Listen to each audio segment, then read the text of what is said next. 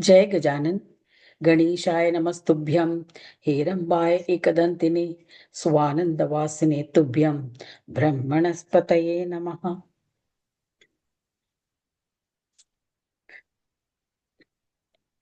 So yesterday we saw Bhrushundi's story. Remember?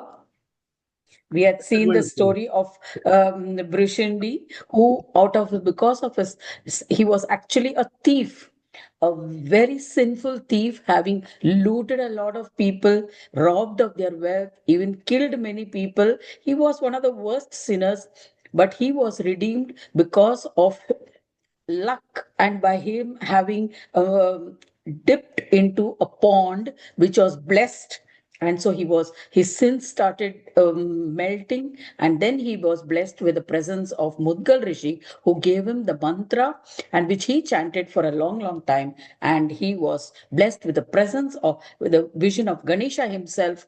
And because of his devotion, he even grew the trunk on the face between his eyebrows. And he was finally blessed with Mudgal Rishi that you will live for 100,000 kalpas. And one kalpa is a day in the life of Brahma. So imagine for that means he almost will live forever. So that's the kind of blessing which Bhushundi Maharaj got, Bhushundi Muni. Today we shall see some more stories about the child Vinayaka. Vinayaka, when remember, he was born as a son to Kashyapa Muni and Aditi. Now the story is being narrated by Gritsamadarshi to Prahlada. Now Ganesha was invited by the king of Kashi to his palace for engagement of his son and to act as a chief priest. Kashyapa was busy with something else, and so he sent Ganesha. On the way, he had done a lot of asuras and demons came on his way. He killed all of them. Now he had come to the palace after finishing the occasion or the function, the yajna. He was playing with the children, with the other children in the palace and in the neighborhood. Once a Daitya named Hemasura arrived at Kashi. Ganesha, the moment he saw him, he recognized him and immediately killed him. Now, in this avatar, he only has been killing everybody. Any Daitya, any Danava, no asking questions, no nothing. The moment you see him, kill him. So then another two Daityas came, Krupasura and Kandarasura. Both of them came to kill Vinayaka. He immediately thrashed them both to death. Then there were three other asuras named Ambosura, Andaka, and Tungasura. They arrived disguised as birds. When Ganesha killed them also. By the power of touch of Vinayaka, they were liberated. The moment he touched these, because of even while killing, he has to, there will be some exchange of energy. So they were liberated. And birds are already have a certain evolution because they can fly. Their mother, Rakshasi Brahmari, she came in the form of Aditi. Means she transformed herself as Aditi. Aditi, who Kashyapa's wife, Vinayaka's mother. So she transformed herself and came in that form. But Ganesha recognized her immediately and killed her as well. The king was simply astonished by all these feats of Vinayaka. After all, he was only a child. He was only 4 5 years old. So then one day, he had been staying in King's palace for quite some time now. One day, everybody in the town decided to invite him, all at the same time. Same day, they invited him. Hmm. Anybody else? How would they eat so much? But Vinayaka accepted all of their invitation. Everybody prepared good dishes at their houses.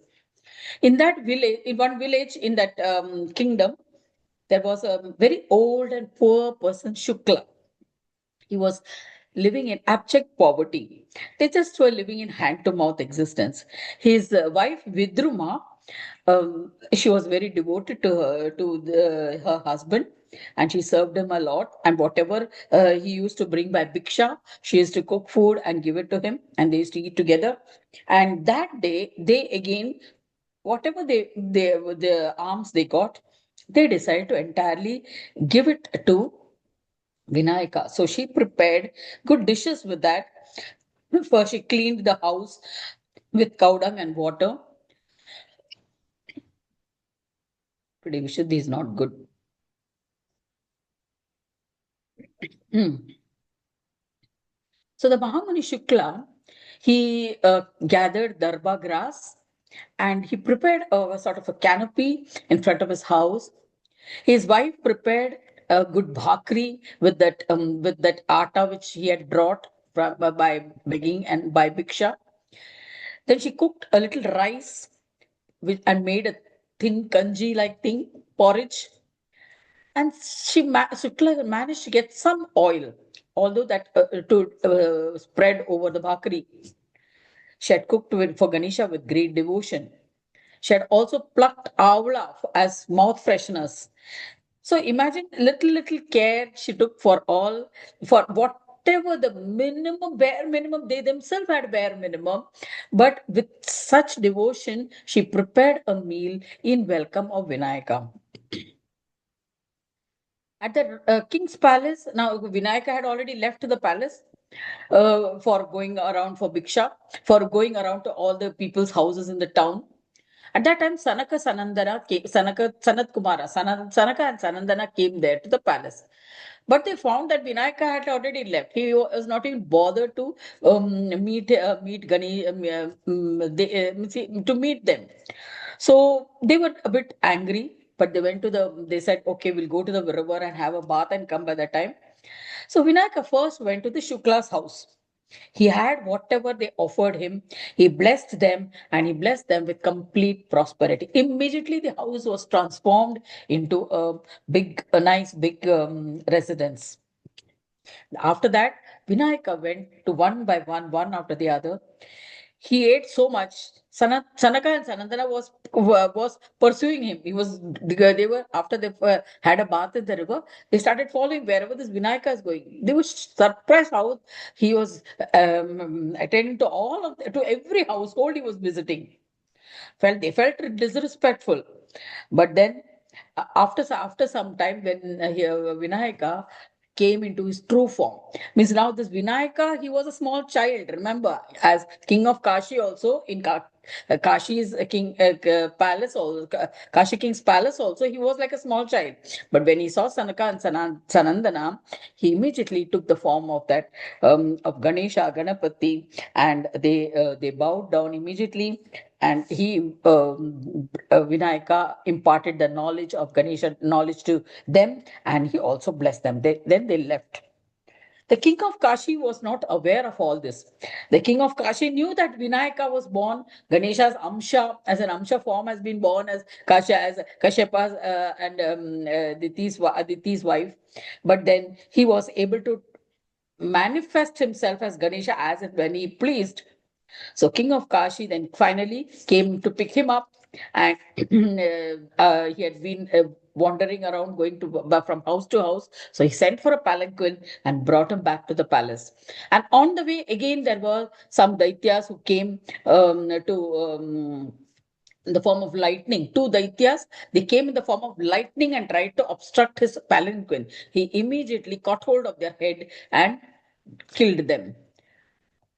They went, means that they smashed their head and injured them. They went back to Narantaka and told Narantaka, the leader of the Daityas. This Narantaka was furious. So he came with an army, marching with an army, and came on to fight with this Vinayaka. Vinayaka, Vinayaka, remember, he was married to Siddhi, and Buddhi was given to Vinayaka in marriage. So he commanded Siddhi, come on, go and create an army and send them to fight Narantaka. Siddhi manifested an army, and army chief went with his army to fight Narantaka. Finally, that army chief captured Narantaka and brought him back to Vinayaka. When he brought him back to Vinayaka, Vinayaka swallowed this army chief and Narantaka. Both of them went into his stomach and they were wandering in his stomach and looking at what all was the whole, that were whole universes in his stomach. They started in astonishment wandering in the belly. After that, after some time, Vinayaka brought them, both of them, out through the pores of the hair on his body. Both of them were thrown out by Vinayaka. And Narantaka thought, "Oh my God, what a fantastic person this is!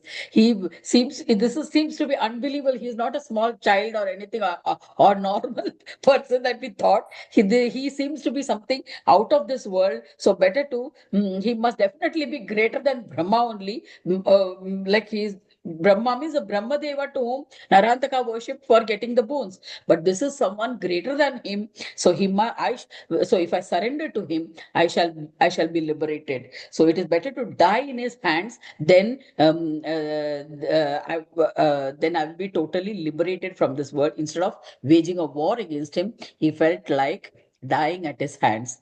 So Vignapa, he assumed the Virata form. He killed Narantaka and made him unconscious and killed him. And this decapitated head of the of Narantaka fell at his feet. Of course, his parents, Narantaka's parents, were grieved. But the moment the parents came to know of the death of Narantaka, they informed Devantaka, the other brother. Devantaka, he was in the Swargaloka. He was ruling the Swargaloka. He was an Asura, no doubt, but he was ruling the Swargaloka. Devantaka was furious. He began an intense battle with Vinayaka. Vinayaka then showed him his true form of an Gajanana, and Devantaka swooped down. When he saw the form of Gajanana, he immediately broke his left tooth. But Gajanana grabbed that tooth from his hand and killed him with that tooth only. So he killed that Devantaka also.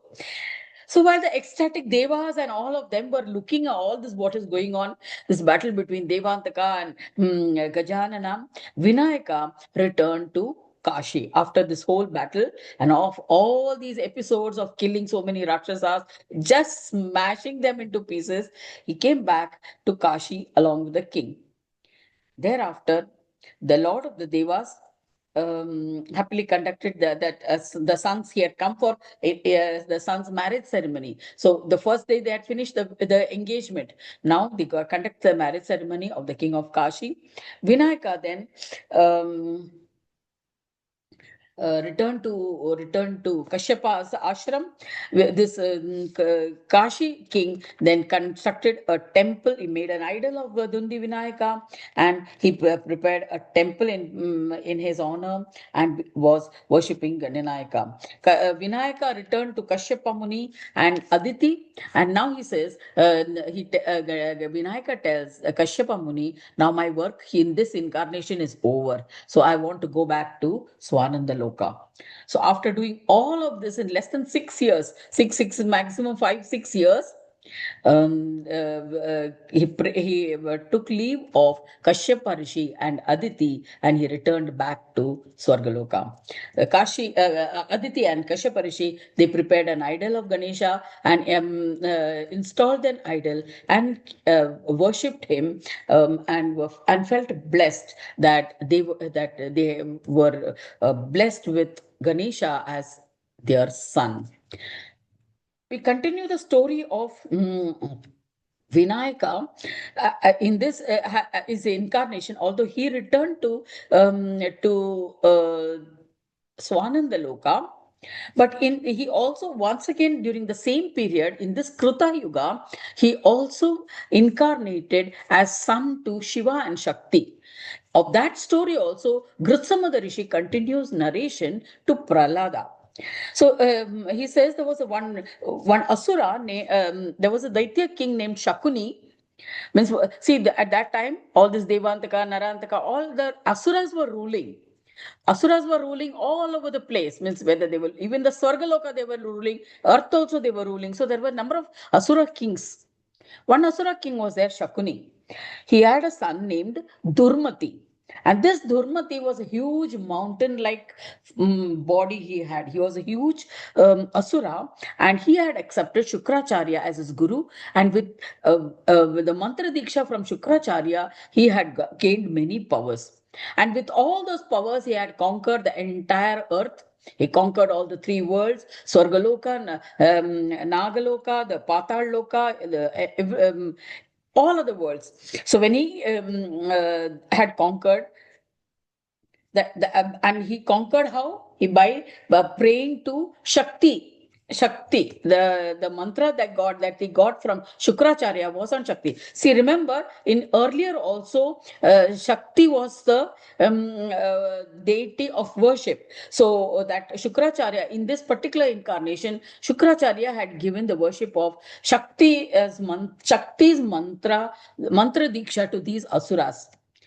If you remember in the time frame of kalpas, the various kalpas, yugas, and all, there are periods of time when among the Panchadevas, that is Shiva, Vishnu, Shakti, Surya, Ganesha, all of these who are predominant. Initially, it was Vinayaka, then was Shakti, then came Shiva, then came Vishnu. So, like this, there are certain prolonged kalpas, that is several yugas, where one of the deity is stronger. So you will find during that period a lot of Shakti worship. Like for example, in this time frame, a lot of Shakti worship was there. That is, even the Shukracharya, Brahaspati, they used to give Shakti mantra because that was a time period of Shakti. Similarly, there are time period of Shivas. When Shiva is predominant, when he is a ruling, means he is ruling above the others. So then even the acharyas, Shukracharya, Brahaspati, they will initiate their students into the Shakti Shiva mantra so that they can worship Shiva and get the boons. Means that is because they are more powerful. That is their time, unka kal hai. So there's even Vishnu's period was there. Vishnu's period when Ram Avatar passed 40,000 years. 48,000 years before Ram Avatar was there. So this is all Vishnu's period until Kalki Avatar. So so that is why Vaishnavites are more. So most of the mantras which are initiated, given also, will be Ram Ram Sri Ram Jai Ram Jai Jai Ram, or Ram Krishna Hari, or Sri Ram Hare Ram Ram Ram Hare Hare, Hare Krishna Krishna Krishna Hare Hare. So these are mantras of Vishnu. So or even that Om Namo Bhagavate Vasudevaya, Om Namo Narayanaya. So so there are there are those periods of time when a particular among the Panchadevas, they have a predominant role to play. So this was a time when Shakti had a predominant role to play. So here again, Shakti mantra was given by Shukracharya to Durmati, and he had gained the powers. So he came after Shakti. So when so Shakti was, when she found that he had conquered all the worlds and he was creating havoc in the world, Shakti went to Shiva, and both of them together they prayed. They consulted each other to do what to do to suppress this Durmati. So when they prayed, Narada advised them on the mantra of um, Ganesha, showed a 16-lettered mantra of Ganesha, and Ganesha was when they chanted this mantra for 100 years, Ganesha was pleased and manifested before them. So when Ganesha was manifested before Shakti and Shiva, they uh, they extolled his praise. How did they say? Shakti Shiva Uvacha. नमस्ते गणनाथाय गणानां पतये नमः भक्तिप्रियाय देवेश भक्तेभ्य सुखदायक स्वानन्दवासिने तुभ्यं सिद्धिबुद्धिवराय च नाभिशेषाय देवाय दुण्डिराजाय ते नमः वरदाभयहस्ताय नमः परशुधारिणे अनामयाय सर्वाय सर्वपूज्याय ते नमः वरदाभयहस्ताय नमः परशुधारिणे अनामयाय सर्वाय सर्वपूज्याय ते नमः सुगणाय नमस्तुभ्यं ब्रह्मणे निर्गुणाय च ब्रह्मेभ्यो ब्रह्मदात्रे च गजानां नमोऽस्तु ते ज्येष्ठाय चादि पूज्याय ज्येष्ठगजराजाय ते नमः मात्रे पित्रे च सर्वेषां हेरम्बाय नमो नमः अनादये च विघ्नेश विघ्नकर्त्रे नमो नमः विघ्नहर्त्रे स्वभक्तानां लम्बोदर नमस्तु ते त्वदीयभक्तियोगेन योगीशा शान्तिमागता किं स्तुवो योगरूपं त्वां प्रणमावश्च विघ्नपं तेन तुष्टो भव स्वामिन् त्युक्त्वा तं प्रणेमतु उत्थाप्य गणाधीश उवाचोऽसो महेश्वरो. So both of them, they prayed to, they extolled the praise of Ganesha, and they asked him that to be born as their son. Now, at this time, what he did was they made an idol of Ganesha and they had prayed to him. They had formed a mud idol and they had prayed to him. And Ganesha got infused his prana into that idol. And that was the idol who was born to Shiva and Parvati. So so uh, so this in this incarnation, see, we can see that even in Shiva's house, Ganesha incarnated in various ways. Once he incarnated when Parvati himself herself prepared the idol and gave life to it, and where his head was cut off and all that. Like this, several times he has taken incarnation, even in Kailash in Shiva Parvati's house. So this narration after that, what he did in this avatara, we will see. We will continue with this in tomorrow's session.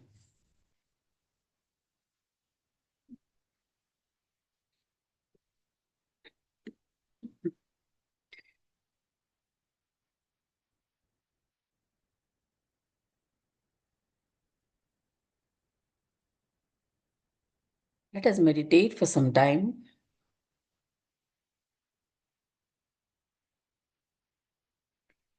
putting all your thoughts to one side. Bring your attention to yourself, to your body, seated wherever you are.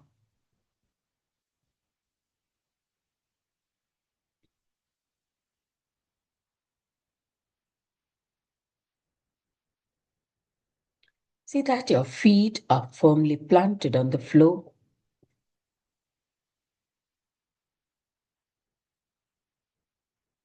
hands on your lap, palm facing upwards, eyes gently closed.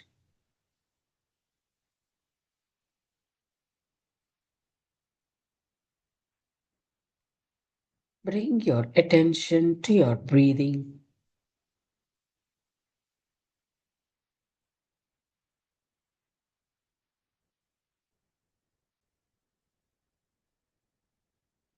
Forgetting about all what you were thinking about till now.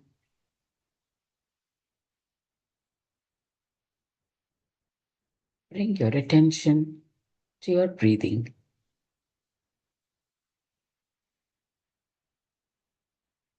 Count 1 to 12 as you inhale and 1 to 12 as you exhale.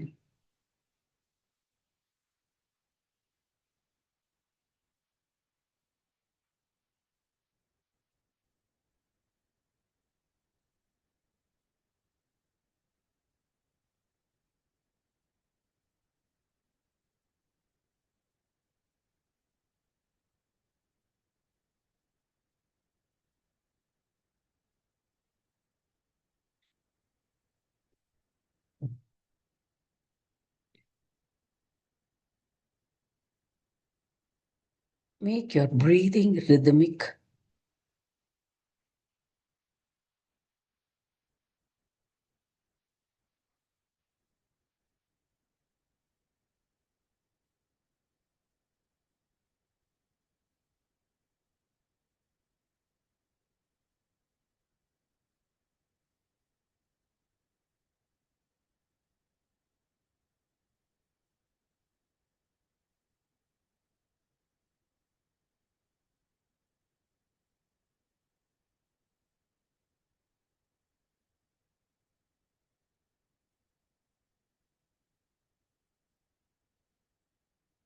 Focus your attention on your breathing.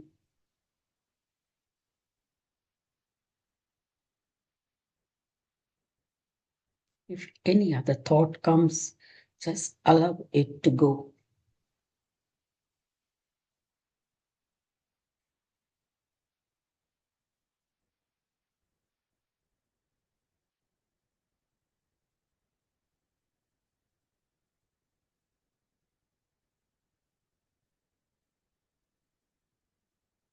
Life's journey is not always linear.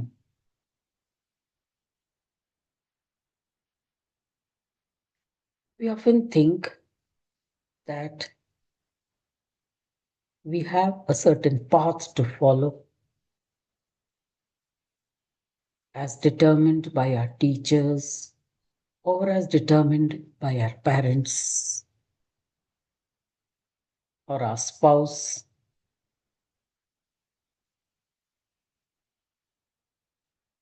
It all begins with us going to school, getting a degree, getting a job, getting married.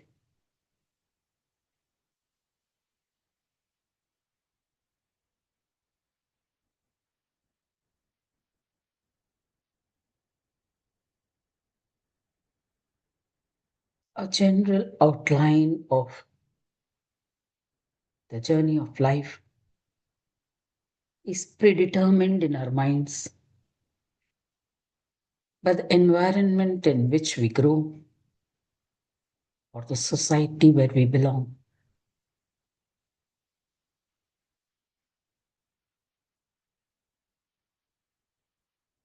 While individual experiences might differ, the pattern is more or less the same.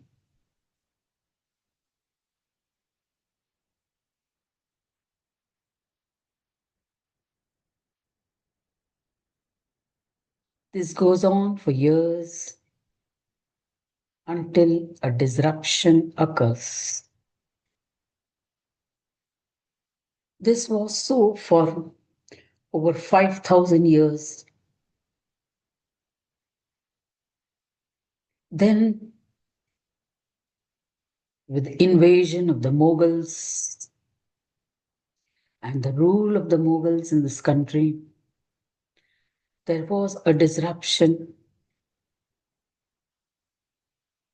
Then, with the Industrial Revolution and advent of the British, the Mughals were overthrown, much to their own surprise. And the last of the Mughals was killed.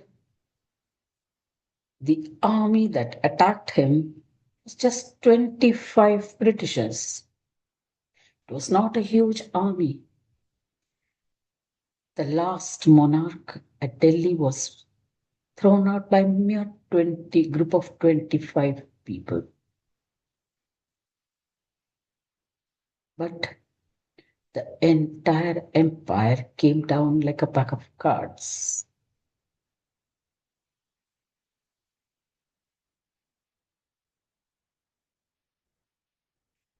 The life as it was known before no longer existed. The British bought the Industrial Revolution with them, and they molded the people of this country to suit their requirements. Whether it was for production of raw materials to feed those industries, or to assist them in their governance of this nation.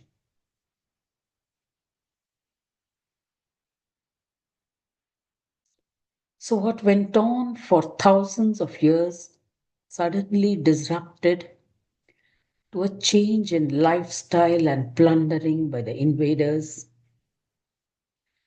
and then remolding the society by foreign rulers, changing the very fabric of our lifestyle for over 100, 500 years.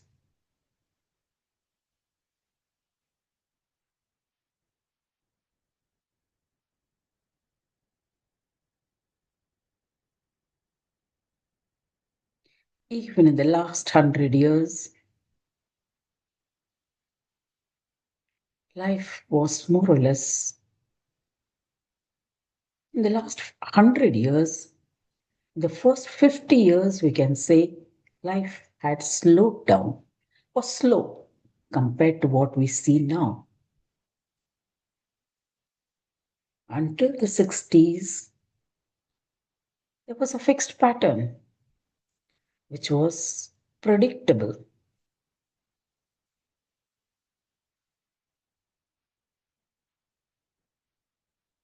But with the advent of computers, technologies, the disruption occurred every 10 years almost, with the result that in our own lifetime, this generation can see change in patterns of lifestyle, almost three times, three varieties of changes in lifestyle. What was in the first 30 years of our life is not there in the next 20 years, and in the next 10 years, it's totally different.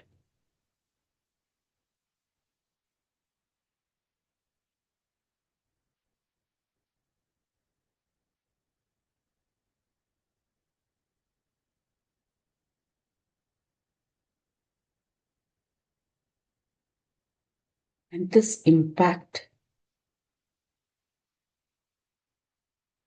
on us is reflected in our relationships with our parents and grandparents, as well as with our children and grandchildren. They come, it looks as though they come already loaded with the latest version of the mobile, so to say.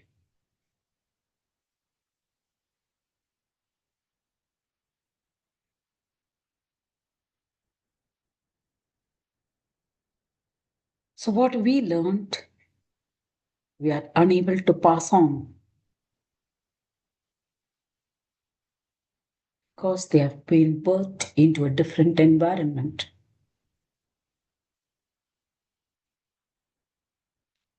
Their learning curve is different. So, will that be of future generations when it's based on AI and intelligence based on AI?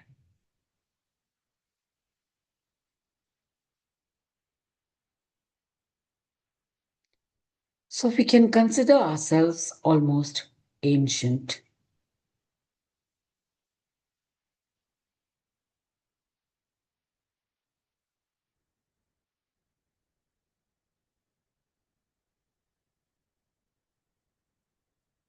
And if we are unable to relate to the changes, we'll soon be outdated.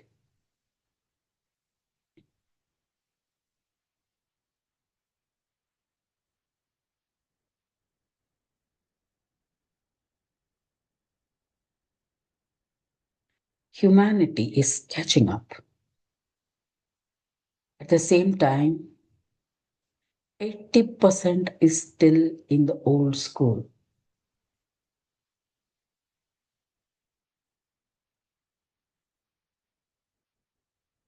So, this whole planet is not evolving in the same wavelength.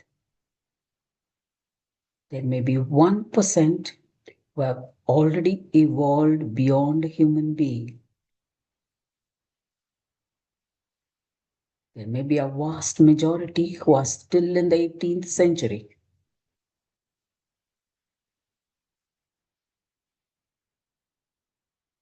And still a big lot in the 19th century. We are all at different frames of time,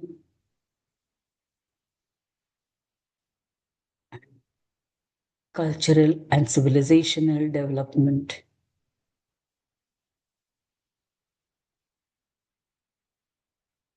This vast inequality can be reflected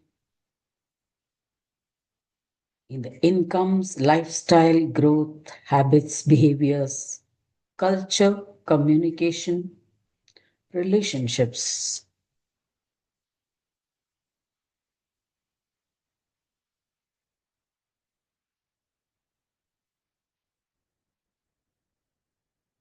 There may be some of us who are almost dormant,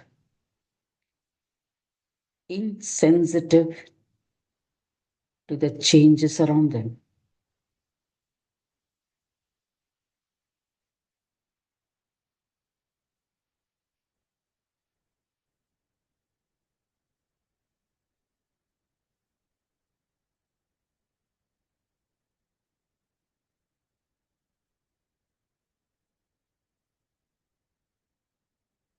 So neither the vast majority can relate to some of them, nor can they be relevant.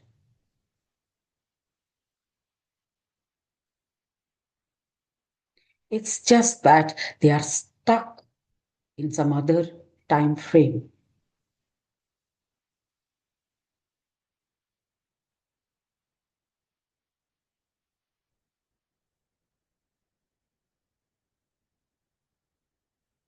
Many times, it's in these circumstances that there is a revolt to shake them up of their slumber,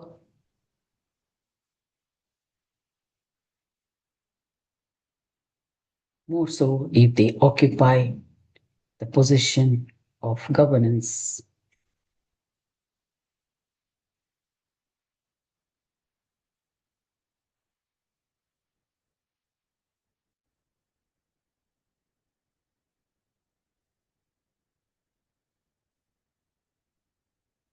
Disruptions in society often commences from the top.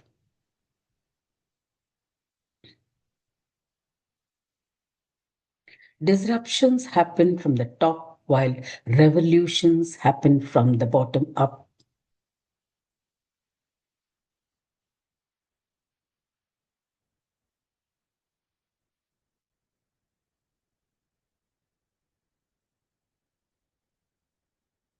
But both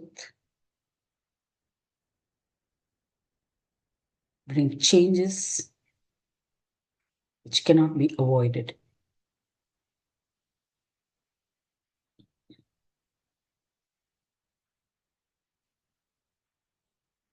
While revolutions might happen due to the willing contribution of a large majority, disruptions have to be forced upon.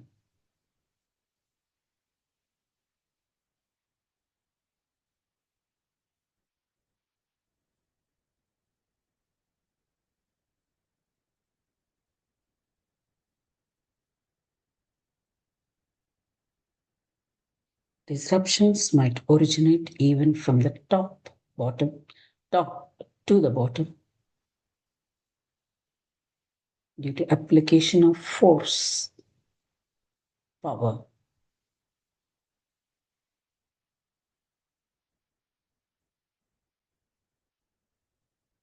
Nonetheless,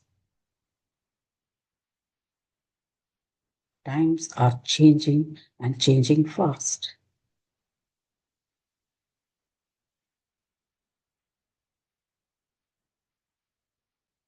So the need for awareness, attention is heightened.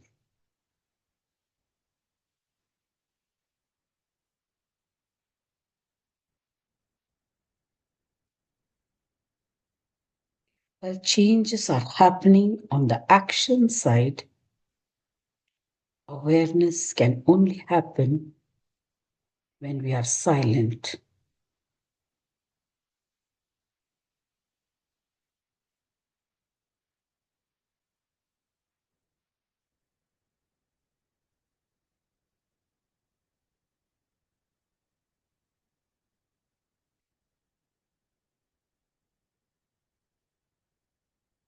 So let us slip into this time of silence. We gift ourselves every day to preserve the sanity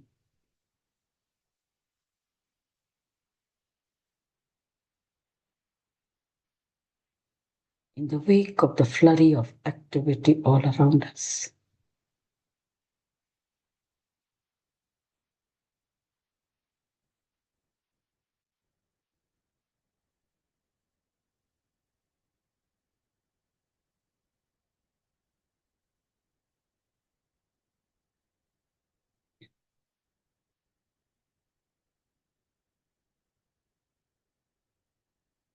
We need to hold the space of silence, the space of presence, the space of stillness,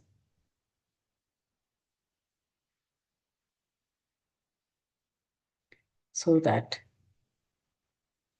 after the flurry of activity, the souls find peace.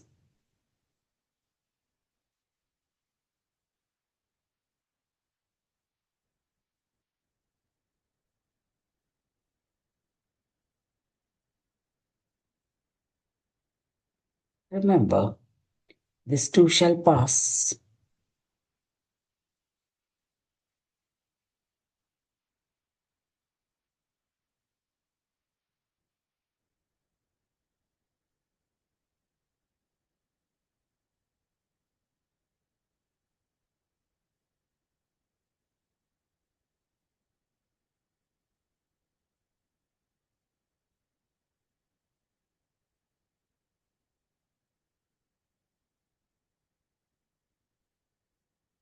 Nothing occurs as planned nor as foreseen.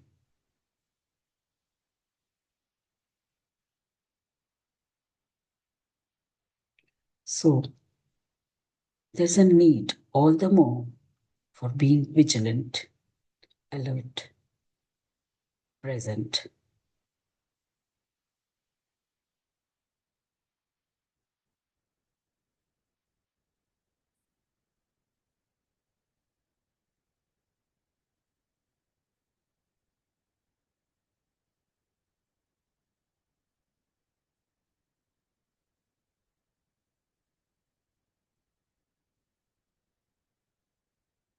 Be empathetic to those around you.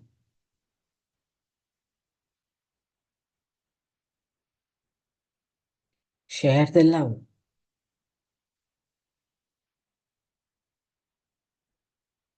When you can.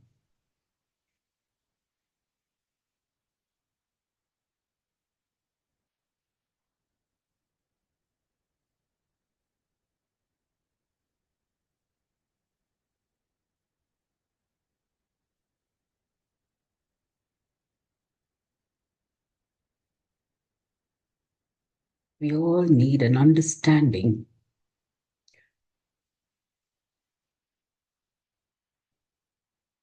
We expect it from others,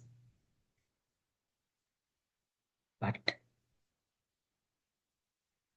An understanding of our own selves will help us in navigating through this better.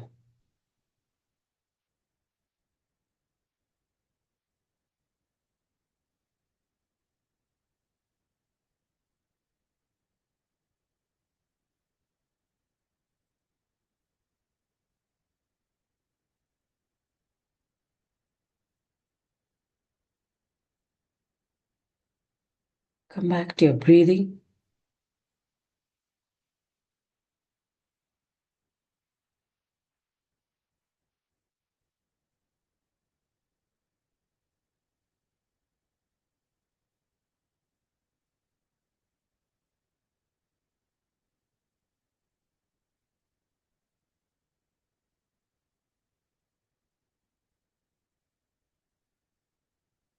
Bring your awareness to your whole body. Be firmly grounded and check it with yourself several times during the day.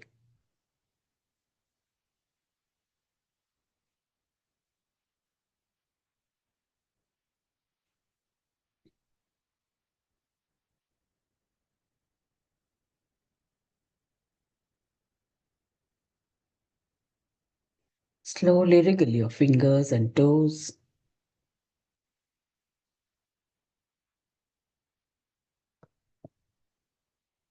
Rub your hands together. Cup your palms and place it on the eyes. Gently rubbing your face. Open your eyes.